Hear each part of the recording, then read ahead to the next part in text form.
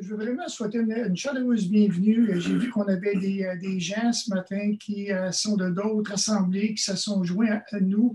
Alors, sachez que vous avez ce privilège à chaque semaine, si vous avez le désir de vous joindre à nous, mais sentez-vous vraiment libre et c'est une joie de pouvoir vous voir.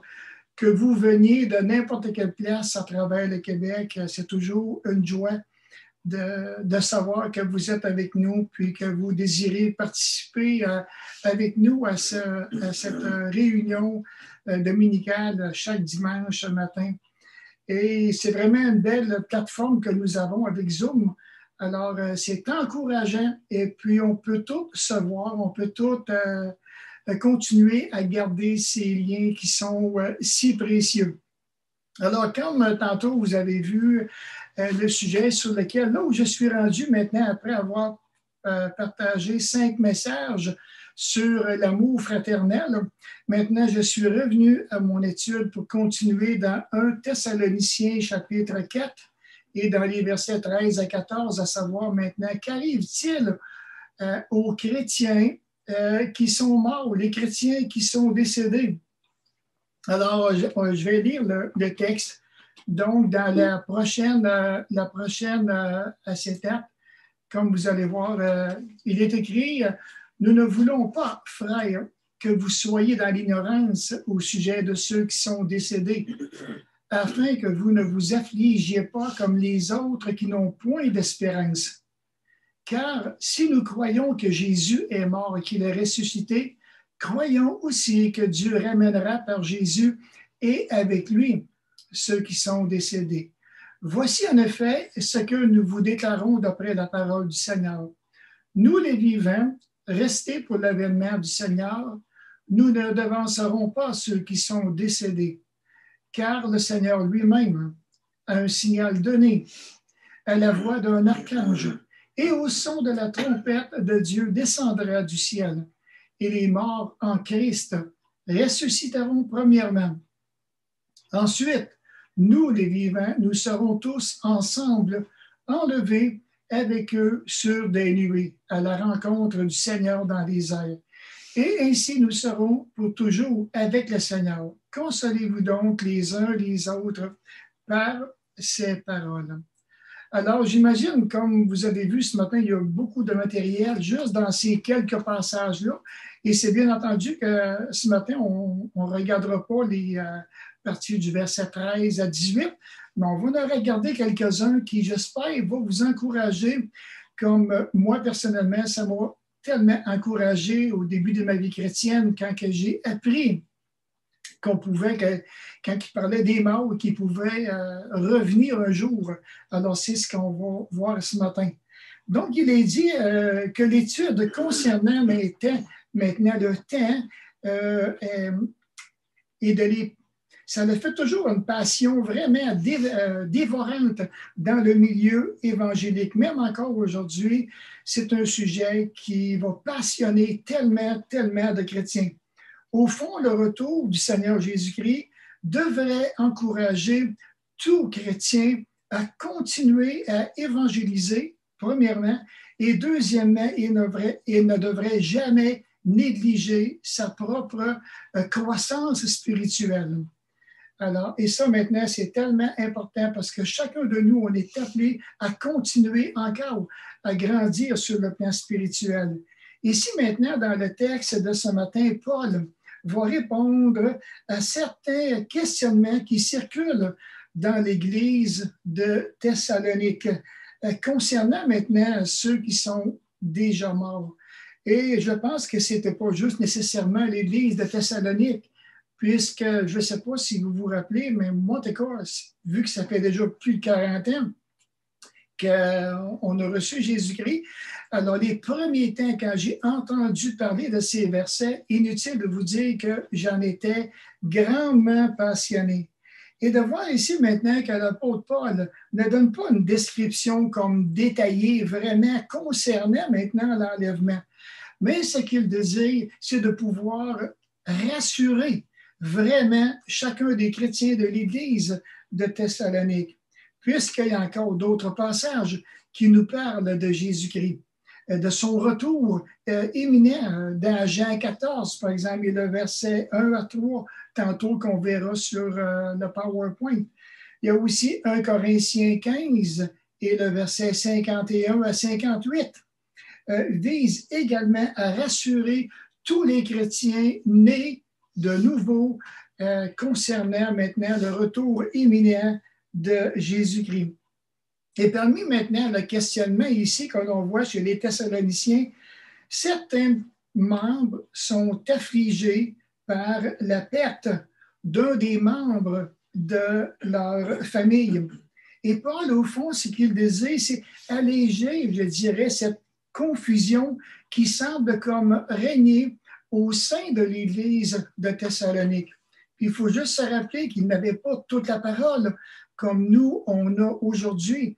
Alors, peut-être qu'il y avait des mauvaises compréhensions qui circulaient et les gens voulaient vraiment avoir cette assurance de plus en plus.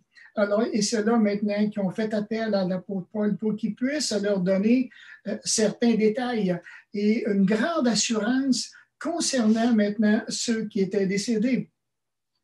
Dans le fond, il ne désire pas que les frères puissent demeurer dans l'ignorance au sujet de ceux qui sont déjà partis. On dit maintenant que dans la Bible d'Arby, le verset commence par la conjonction « or », qui veut dire ceci. Elle souligne le changement de sujet et attire l'attention sur l'importance d'un nouveau sujet, mais aussi d'une nouvelle révélation qu'il reçut d'après la parole.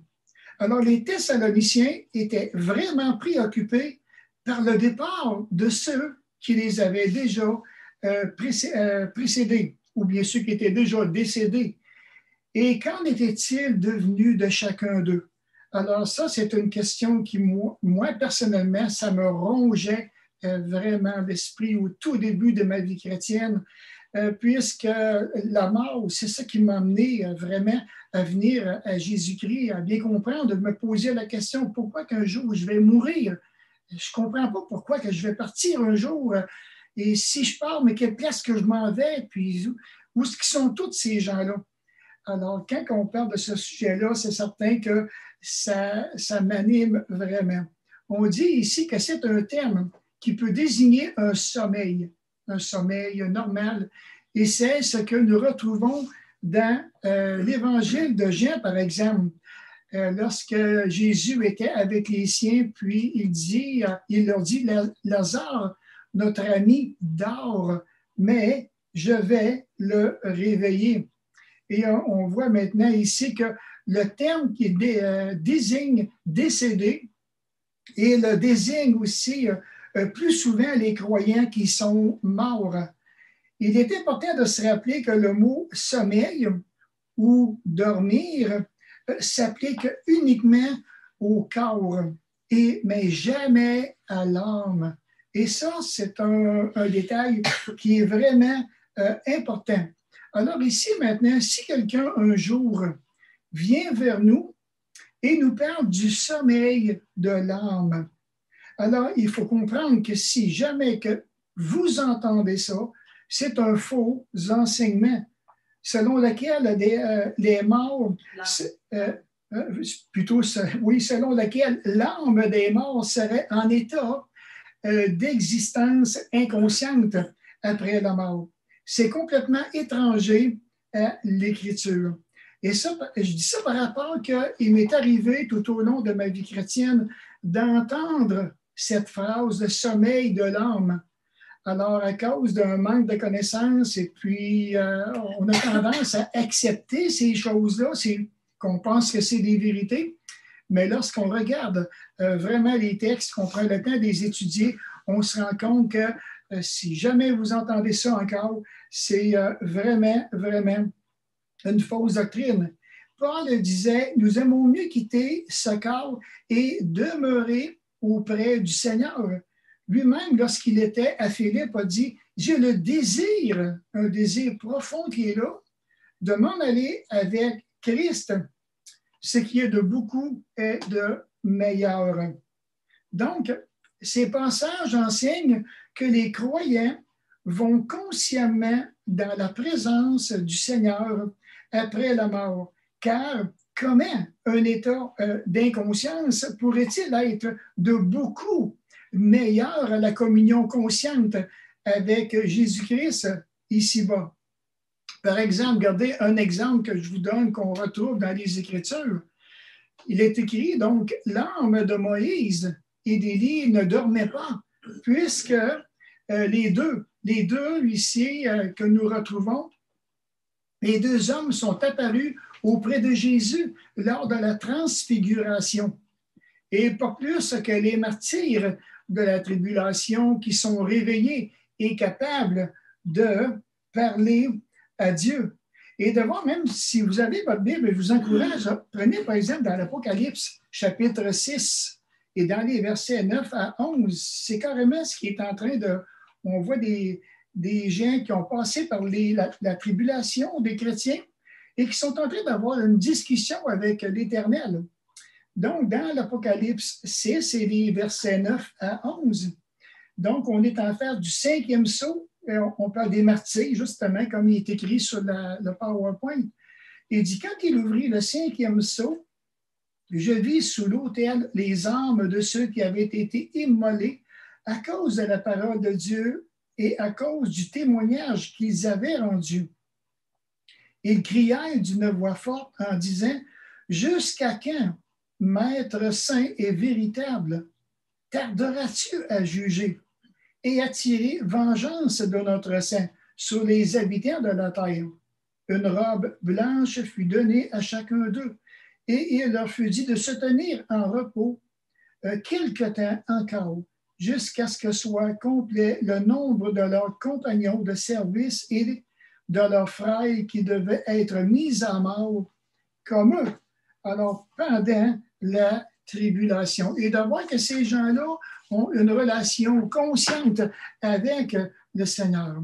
On dit qu'après la mort, une vérité est certaine. Les rachetés sont consciemment dans la présence même du Seigneur Jésus. Tandis que les incroyants, et bien entendu, si on parle des croyants, il ne faut pas oublier qu'il y a des personnes qui sont vraiment incroyants, on dit qu'ils vont consciemment dans un lieu de châtiment. Et ça, on a un texte dans Luc 16, dans les versets 19 à 31, que si vous voulez prendre en note, que si vous voulez prendre le temps de pouvoir le lire, alors c'est un passage que j'imagine qui va vous encourager énormément. Maintenant, ici, j'aimerais ça qu'on puisse s'arrêter sur le point de penser à ceux qui n'ont pas d'espérance dans ce monde. Alors, ici, maintenant, bien entendu qu'il y a un chagrin qui est normal, qui va accompagner le départ d'un être cher, causé par la douleur ou la séparation ou la solitude même que la mort peut apporter. Et Jésus même, d'ailleurs, a pleuré sur la mort de Lazare. Alors, souvenons-nous, hein, il y avait ses sœurs qui étaient là. Lazare aussi avait des amis qui étaient là. Et de voir maintenant que lorsqu'il est parti, les gens ont vécu cette peine. Les sœurs ont vécu cette peine d'avoir été séparées de leurs frères. Et de voir ici maintenant que Paul ne pense pas à ce genre de chagrin, mais au chagrin de ceux et des autres qui sont et qui n'ont point d'espérance. C'est quelque chose. Et ça me rappelait, il y a plusieurs années, j'avais été voir un copain de travail qui était un chef d'équipe quand je travaillais dans l'usine de pâte et papier à Shawinigan. Et puis, j'avais appris qu'il avait un cancer des intestins. Quelque chose qu'il n'avait jamais partagé pendant le temps qu'on était en équipe en train de travailler avec lui. Alors, je me rends à l'hôpital, je vais le voir. Et comme de fait, j'arrive là, puis il me présente à un des membres de sa famille et en étant comme un évangéliste. Alors là, la porte était ouverte, bien entendu. Mais la personne est partie, puis il me laissait seul avec lui. Alors, bien entendu que j'ai voulu lui partager la bonne nouvelle de l'Évangile. J'ai pris ce temps. J'ai pris presque un gros 20-25 minutes pour me rassurer qu'il comprenait vraiment bien. Et lorsque c'est venu le temps de faire la prière de repentance, il y a quelqu'un qui cogne à la porte derrière moi pour me rendre compte que c'était le prêtre de l'hôpital. Et puis le prêtre de l'hôpital vient me voir, puis puisque j'avais un petit carton sur moi pour faire la prière de repentance, pour aider cette personne-là vraiment à se tourner vers Jésus-Christ. Et jusqu'à pendant le temps que j'ai expliqué tout le plan du salut, il était vraiment attentif. Il lui restait maintenant ce pas à faire. Alors, ce prêtre qui est venu a semé réellement le doute en disant, il dit, écoutez, monsieur, il dit, la prière que vous voulez faire est très belle, mais il manque un point, il dit, très important dans votre prière. Alors, j'ai été un petit peu innocent. Hein? J'ai dit, ah ouais, j'ai dit, tout surpris. Ben voyons donc, quel point qui pourrait manquer. Il dit, vous savez, il dit que pour aller au ciel, il faut passer par nous, les prêtres. J'étais tellement insulté. Je lui ai dit, vous savez, monsieur, qu'il y a un seul prêtre qui est digne du Père, c'est Jésus-Christ. Il n'y en a pas d'autre.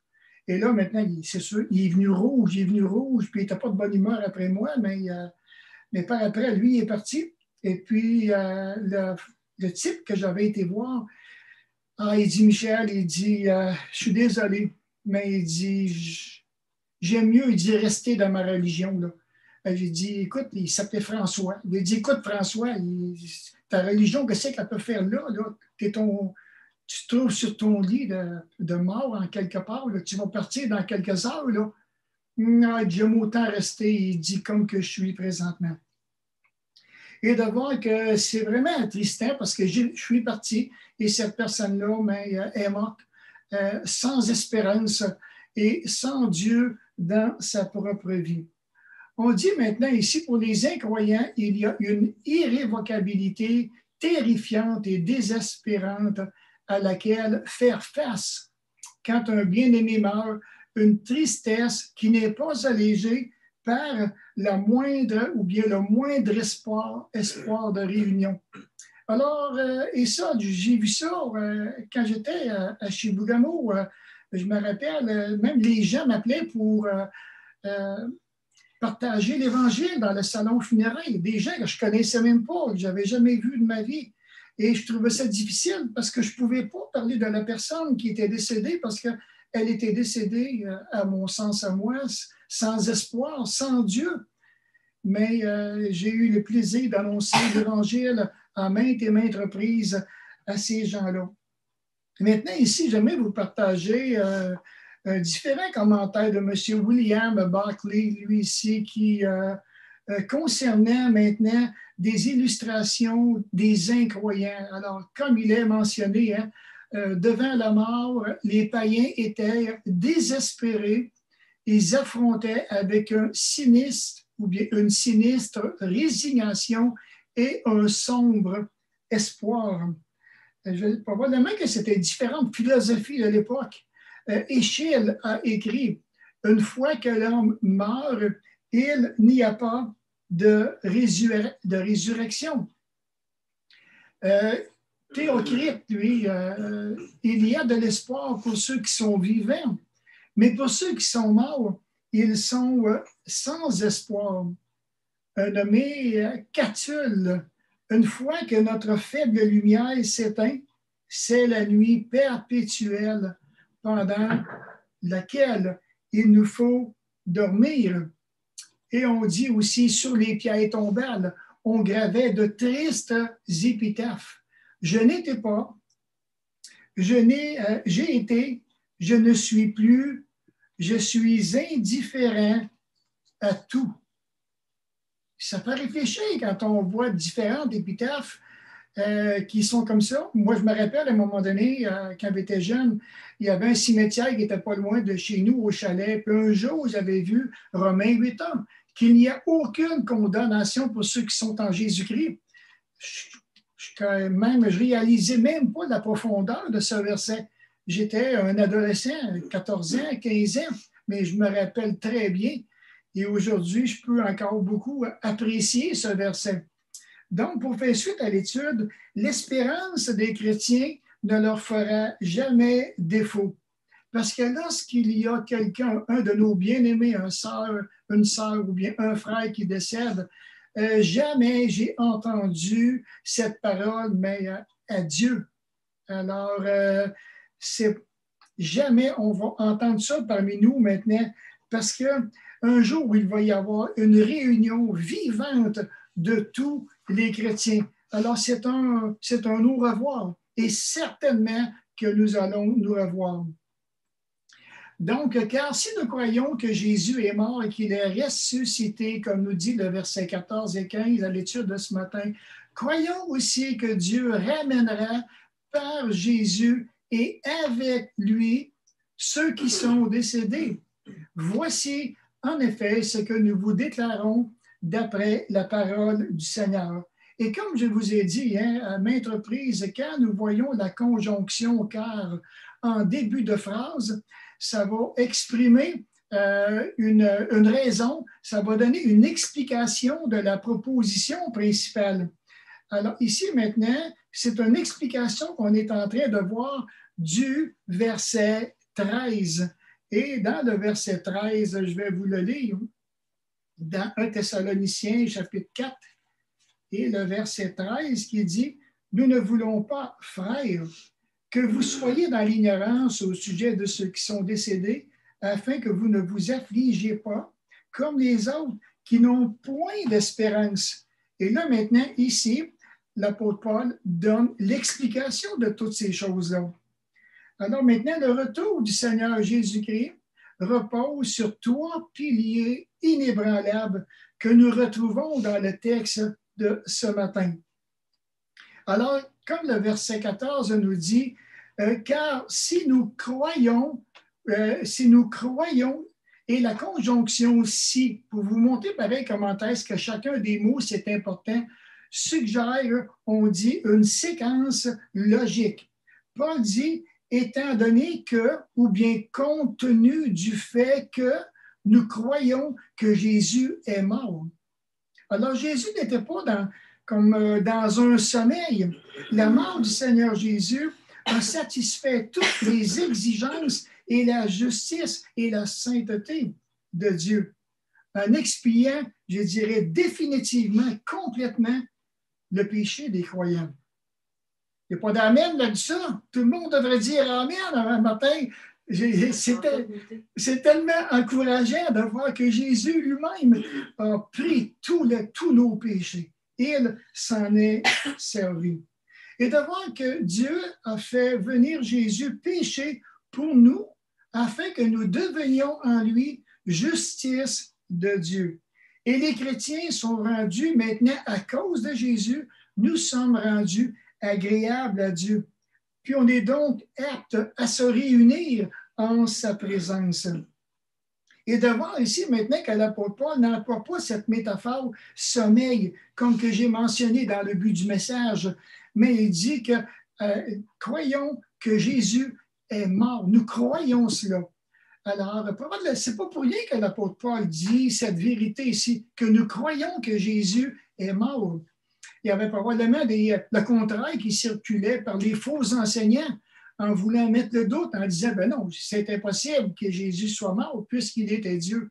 Mais la parole de Dieu nous l'affirme. Donc, il a subi la fureur de la mort dans toutes les dimensions. Il a porté nos péchés en son corps afin que nous devenions en lui justice de Dieu. C'est pourquoi que nous voyons maintenant ici, dans ce passage de 1 Pierre ici, lui qui a porté lui-même nos péchés en son corps sur le bois, afin que, mort au péché, nous vivions pour la justice. Lui, par les meurtrissures duquel vous avez été guéris. Deuxièmement, maintenant, la résurrection ici de Christ indique que le Père a accepté le sacrifice de son Fils.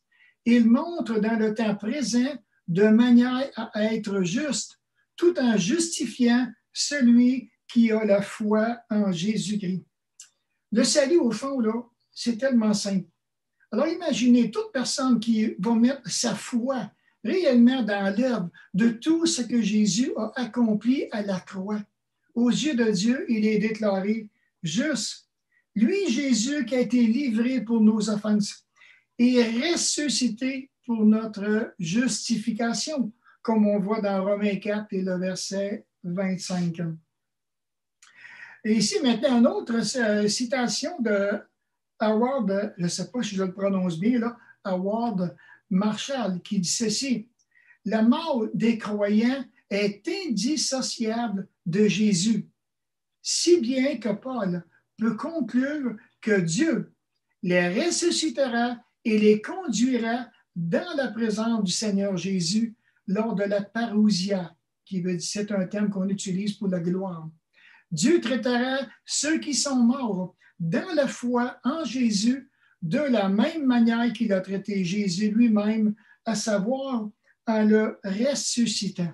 Et ça, c'est tellement des vérités qui sont solides. Ça, c'est inchangeable, c'est immuable, ça ne bougera pas. Ce que Dieu a dit, je dirais, c'est comme un décret. Dieu l'a dit, il va le faire, il va l'accomplir. Il est fidèle à sa parole.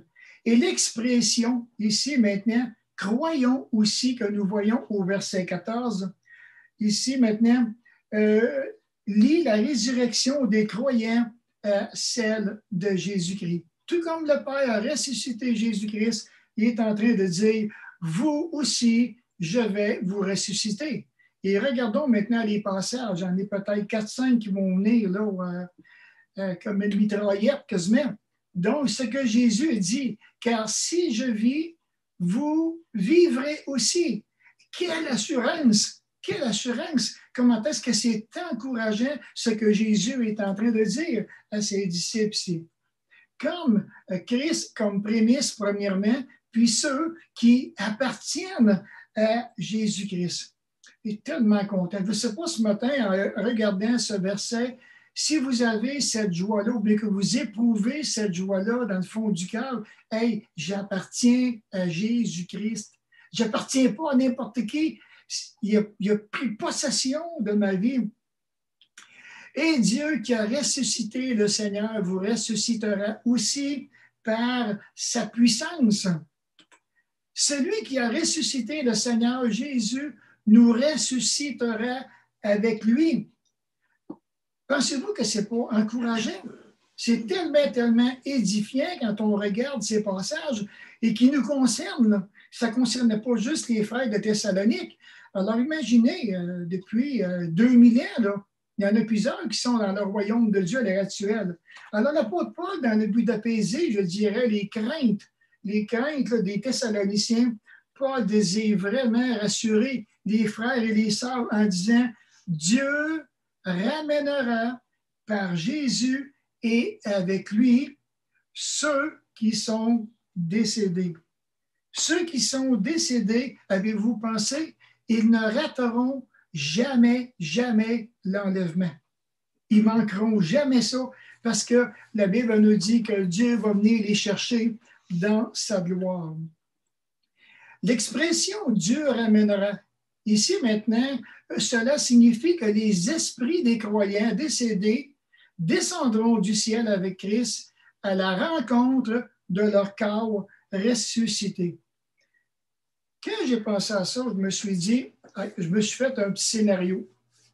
Ce que je vais vous partager, là, ce n'est pas écrit dans la Bible, mais j'y vois avec une imagination sanctifiée. Imaginez que Jésus revient cette semaine ou qu'importe, parce que nous savons très bien qu'il peut venir n'importe quand. Et je me suis dit, le jour où les morts en premier vont ressusciter. Alors, j'ai dit au Seigneur, j'ai dit, tous ceux-là qui sont décédés depuis 2000 ans, là, depuis que Jésus qui est venu, alors maintenant, est-ce que les couverts de tombes, ça va voler? La terre va-tu voler? Qu'est-ce qui va arriver? J'imagine que ça va être spectaculaire. Je pense, je ne vous dis pas que j'ai raison, là, c'est juste un questionnement que je suis en train de penser, puis je me dis, il n'y aurait rien qui serait impossible à Dieu. Donc, même les gens qui ont été incinérés, là où ils sont, que la terre puisse se voler, que le bocal puisse se vider et voir un corps maintenant qui monte dans les airs à la rencontre du Seigneur de Jésus-Christ, et de voir que nous, on revient avec Jésus. Hey, voyez-vous le décor? un corps qui ressuscite, il n'y a pas d'âme, il n'y a rien. Et nous, maintenant, on s'en vient, on prend possession de notre corps et on retourne vers le Seigneur Jésus-Christ. Ça m'embelle, ça m'embelle tellement, parce qu'on a une espérance qui est tellement belle, tellement vivante. On dit que d'autres exégètes, ils voient la vérité selon laquelle, lors de l'enlèvement, oui, Dieu va rassembler autant ceux qui sont décédés comme les vivants, parce qu'il va rester des vivants encore sur la terre, des chrétiens, et qui maintenant, en un instant, le corps terrestre sera changé en corps céleste. Alors ici, maintenant, ce qui est important, c'est que ce passage ici qu'on est en train de regarder, ce qu'il n'enseigne pas, c'est que les esprits des croyants décédés reviendront aussitôt sur la terre avec Christ pour établir le royaume millénaire. Ce point de vue place l'enlèvement à la fin de la tribulation et l'assimile essentiellement au retour de Christ. Il banalise l'enlèvement pour en faire un événement secondaire qui ne vise en guise de commentaire sur l'inutilité d'un enlèvement qui se produirait après la tribulation. Alors ici maintenant, dans le fond, c'est que ça veut dire, c'est que dépendant des gens, dépendant de leur position eschatologique, donc on parle des événements futurs, il y a certains exégètes qui vont dire que lorsque Jésus revient, donc que tout le monde est dans le ciel, maintenant qu'on est en haut, on revient immédiatement. Mais c'est pas ça, pas tout de suite, pas tout de suite. Alors maintenant, il y a des points ici à considérer concernant l'enlèvement que je vais vous partager. On dit un enlèvement aussi unique et extraordinaire et inhabituel que l'enlèvement doit avoir un but particulier, car Dieu agit toujours selon ses desseins très précis. En outre, ce but doit en être un qui ne peut être atteint que par un événement inhabituel comme l'enlèvement des saints encore vivants. Ce but doit s'accorder avec les principes généraux d'action de Dieu. Il y a peu, sinon, de raisons apparentes d'enlever les croyants lors du retour du Seigneur, et ce, juste avant l'enlèvement du royaume, tant attendu avec tous ces événements joyeux. Il y a aussi de bonnes raisons de délivrer tous ceux qui sont déjà croyants de la tribulation, lors de laquelle ils seraient particulièrement en but aux persécutions. Pour délivrer les croyants d'une période d'épreuve et de destruction physique universelle comme la tribulation, il faut les retirer de la terre, soit par la mort ou soit par l'enlèvement. La mort n'est pas appropriée en tant que promesse faite dans l'Apocalypse, parce qu'il y a aussi l'enlèvement qui va venir. Délivrer donc des saints de la tribulation avant qu'elle commence s'accorde avec les actions antérieures de Dieu envers Noé et Lot. Et cette délivrance est citée directement comme principe d'action divin à l'endroit des croyants dans 2 Pierre, chapitre 2 et le verset 9. Ici, maintenant, ceux qui sont dans la position pré-mille, pré-terrible, alors ici, maintenant, juste pour dire, avant les jugements, par exemple, Noé, tout comme vous et moi, nous connaissons l'histoire de Noé. Donc, pendant 120 ans, Noé annonce l'Évangile, puis il veut que les gens reviennent à la repentance. Et malheureusement, on voit aussi que les gens ils ont entendu le message, mais ils ne l'ont pas cru. Maintenant vient le jugement. Avec Lot, la même chose. Alors, Dieu avertit, Dieu délivre. Après ça, maintenant, vient le jugement. On dit que la perspective selon laquelle les saints enlevés viendront sur la terre avec Christ contredit également ce que l'apôtre Jean a affirmé. Et ça, comme tantôt je vous disais, c'est à cause des différentes positions eschatologiques. Premièrement, ce que Jésus nous dit. Le Seigneur s'est délivré de l'épreuve ici, tout homme pieux est réservé les injustes au jour du jugement, dans 1 Pierre 2 et le verset 9. Alors Jésus, maintenant, pour rassurer les siens, voilà ce qu'il dit, que votre cœur ne se trouble point. Croyez en Dieu et croyez en moi. Il y a plusieurs demeures dans la maison de mon Père. Si cela n'était pas, je vous l'aurais dit, je vais vous préparer une place. Et lorsque je m'en serai allé et que je vous aurai préparé une place, je reviendrai et je vous prendrai avec moi afin que là où je suis, vous y soyez aussi. Et ça, c'est une promesse de Jésus lui-même qui est en train de nous préparer cette place-là. Et j'aime vraiment cette expression-là quand il dit qu'il y a dans la maison de mon Père. Il y a plusieurs demeures. Et là où je suis, il est en train de dire, je veux que vous ayez cette assurance que vous serez avec moi aussi. Donc, Jésus fait cette promesse d'amener tous les croyants, les croyantes, tous ceux maintenant qu'il reconnaît pour ses fils, ses filles, tous ceux qui sont venus à la connaissance personnelle de Jésus-Christ, ceux qui se sont repentis de leurs péchés, comme la parole de Dieu nous demande. Alors, tous les croyants iront au ciel avec lui. Il reviendra pour rassembler tout son peuple. Donc, on dit qu'il doit y avoir un intervalle important entre le retour pour rassembler tout son peuple qu'on appelle l'enlèvement et son retour sur terre pour établir le royaume millénaire qu'on appelle l'avènement. Alors, il y a une différence là. Alors, oui, on est enlevé, mais on ne revient pas tout de suite. Maintenant, avant l'avènement, on dit aussi qu'il y a en outre, c'est pendant cet intervalle entre l'enlèvement et l'avènement que le jugement des croyants aura lieu. Et c'est ce que nous dit le texte suivant. Il dit, car personne ne peut poser autre fondement que celui qui a été posé, savoir Jésus-Christ. Or, si quelqu'un bâtit sur ce fondement avec de l'or, de l'argent, des pierres précieuses, du bois, du foin, du chaume, l'œuvre de chacun serait manifestée, car le jour la ferait connaître, parce qu'elle se révélera dans le feu, et le feu éprouvera ce qu'est l'œuvre de chacun. Si l'œuvre bâtie par quelqu'un sur le fondement subsiste, il recevra une récompense. Le verset 15, si l'œuvre de quelqu'un est consumée, il perdra sa récompense pour lui et sera sauvé, mais comme à travers le feu.